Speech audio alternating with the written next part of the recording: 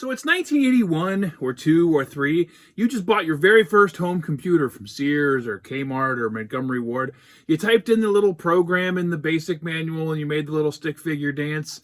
You typed print statements to make it say swear words. You played a couple games of Hunt the Wumpus, and now reality is setting in. What are you supposed to do with this thing? None of your friends have one. There's maybe one at school on an AV cart that you're never allowed to use. There's no such thing as a user group in your town. You don't know what a BBS even is at this point. You have no idea where to turn. And that's when you head to the mall, you go to B. Dalton or Walden Books, and you find yourself a lifeline. 99'er Home Computer Magazine.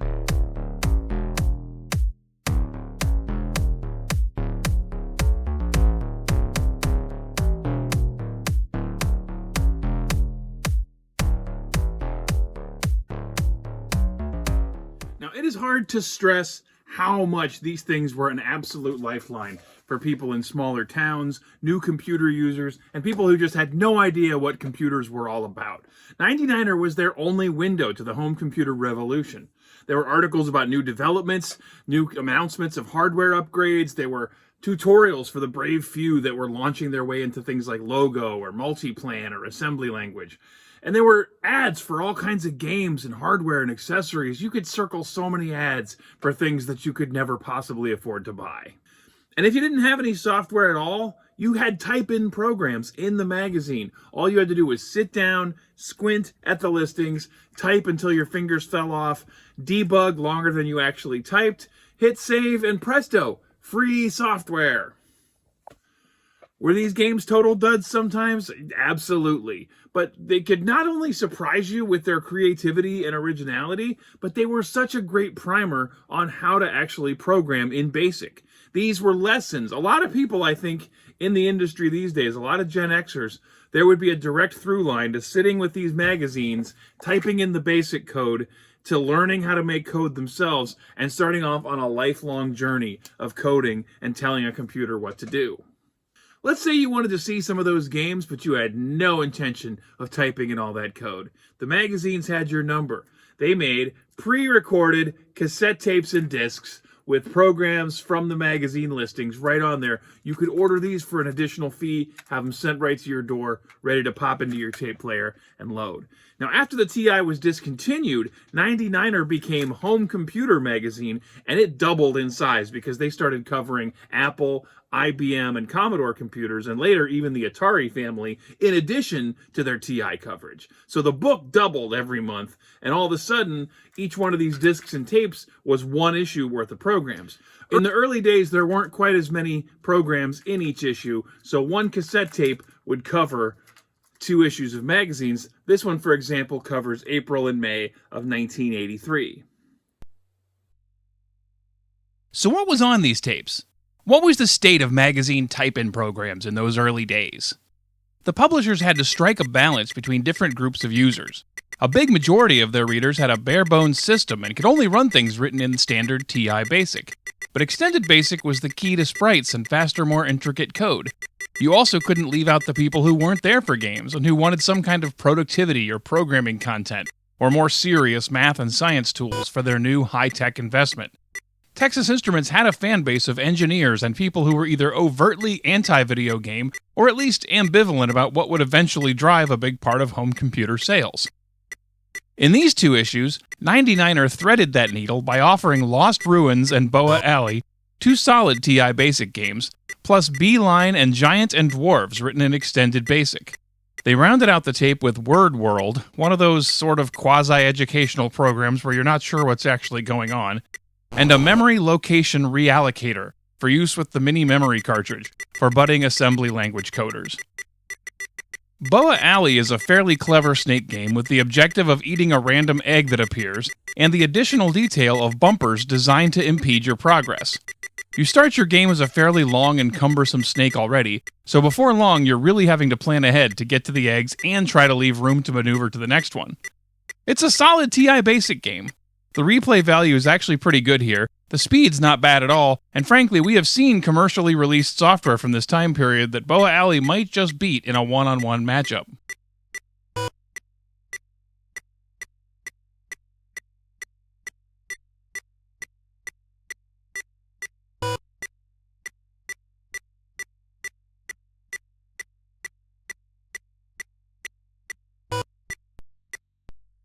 Word World is sort of educational, in that you have to type words in that are already on the screen, but it's really bursting with that energy that came from first discovering sprites in Extended Basic. Being able to define a character, add sound effects, and make it move smoothly on a screen was a huge deal back then, and the ability to control up to 28 of them at once just boggled the mind.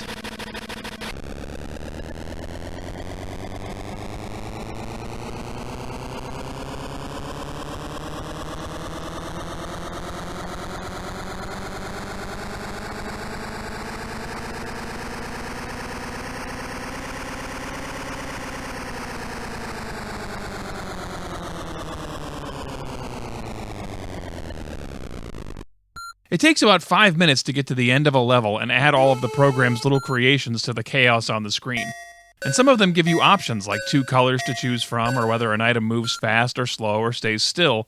Toward the end, you can see some flicker as the program runs into the 99'er's hardware limitation of showing no more than 4 sprites per horizontal line. Word World was sort of the equivalent of handing you a color palette and a brush and telling you, the new computer user in 1983, to start imagining.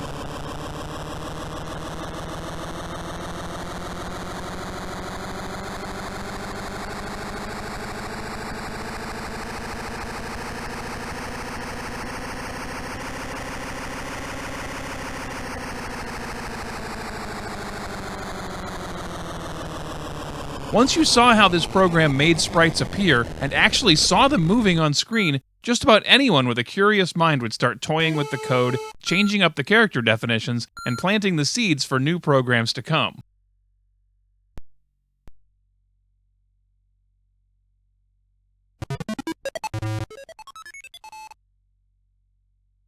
Giant and Dwarfs is a great little game with sprites and sound effects that made me think of the Odyssey 2 system.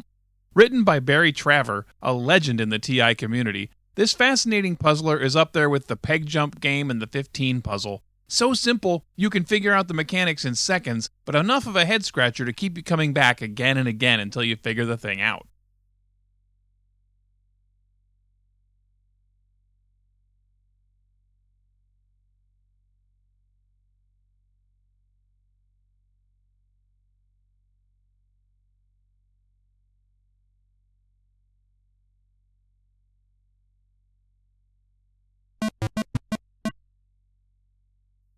Simple and easy to present puzzle games were a hallmark of early computer gaming, but Barry Traver really shows off a lot of flair here. The game didn't really even need oversized animated sprites to function, but once you see the giant and dwarfs walk, you'll be glad he put in the extra effort. The screen is aesthetically pleasing to look at, and just check out these little details. Like when you hit Y or N, for example, the computer prints a complete yes or no on the screen. Look at that! Barry Traver invented autofill 41 years ago. Take that, smartphones.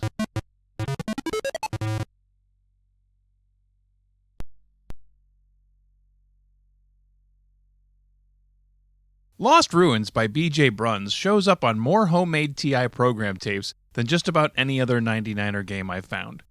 It was a personal influence on my understanding of how to make a great game in the confines of console basic. It's a straightforward concept with a good-looking playfield, simple controls, and an objective that still manages to feel like a quest of some kind.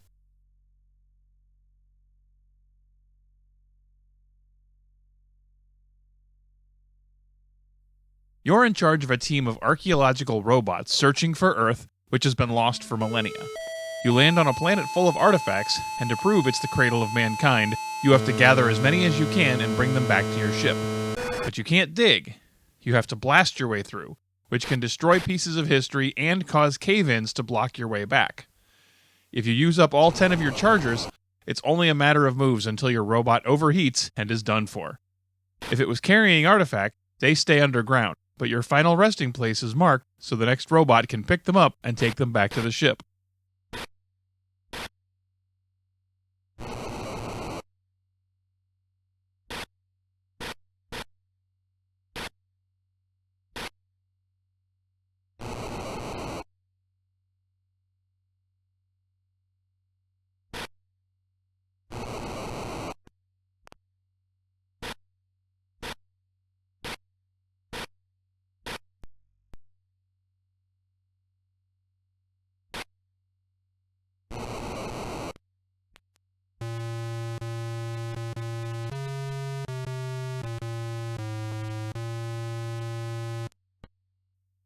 Little flourishes like the scrolling spaceships to indicate your travel to the planet, and the beaming in of the robots are a nice touch.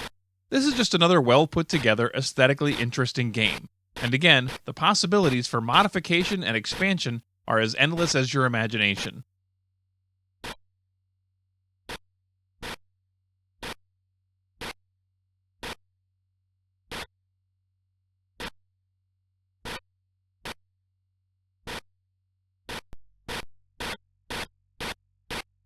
Buying and selling artifacts, blasting off to different planets, reconstructing alien tech out of found components. It might not fit in this game, but they're all ideas any kid could run with for a new game in BASIC, or an expanded sequel in a more powerful language on a souped-up system with memory expansion. The strategy of deciding which areas held the most accessible artifacts and which are too risky to descend to keep you coming back to Lost Ruins. And keep in mind, this magazine was $3.50.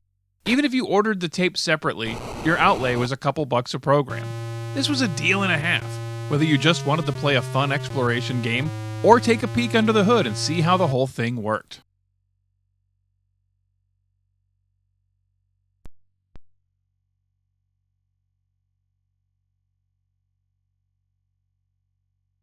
In the interest of time, visual presentation, and because I don't know squat about assembly language coding, I'm going to skip over the memory reallocation program and go right to our last game, David W. F. Welker's Beeline.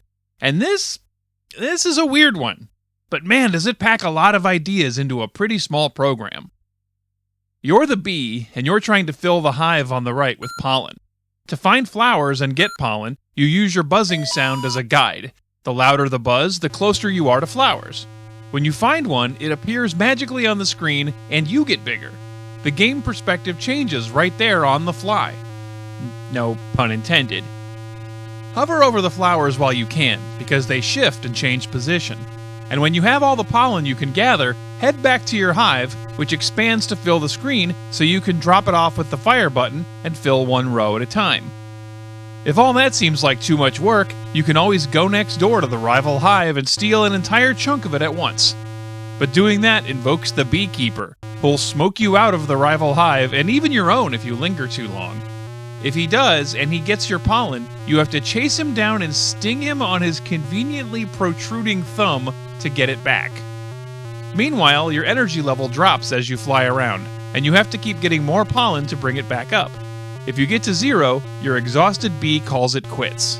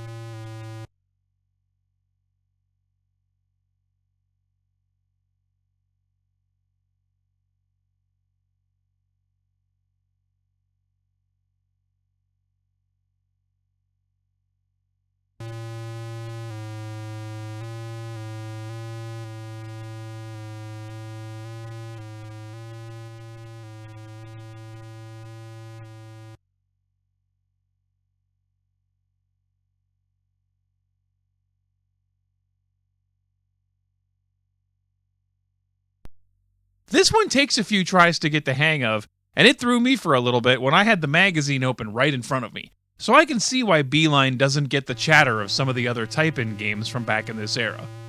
But just like with Word World, there's a real sense of exploration and experimentation, seeing what can be done with magnification and collision detection of the sprites. Making the sound effects a crucial part of gameplay, and quickly shifting from one playfield to the next, were some real innovations in homebrew game creation back then, the foundation for a lot of great ideas to come. And Beeline is just fun. It's got a weird pace to it, not quite breaking a sweat with arcade action, but definitely fast enough that you gotta stay on your toes and keep moving at all times. It's a strange little oddity, very original, and the fact that it and Lost Ruins were side by side in the same issue of 99'er magazine, again, for $3.50, is proof that even with less commercial software and some of the built-in limitations of the platform, TI 99 4A users back in the day had all sorts of awesome options and an endless horizon to build and expand on the basics. One nice thing about present-day retro computing is, even as the price of some hardware, games, and accessories has gone through the roof on the collector market, finding things like old magazines and game tapes can still be a bargain. If you ever get a chance to stock up your bookshelves with these old issues of 99'er and their disc and tape collections, I highly recommend you fortify your own war room with these worthy acquisitions. Don't forget to hit like if you had a good time, and subscribe to keep up with all the new adventures. We'll see you next week, right here in the War Room.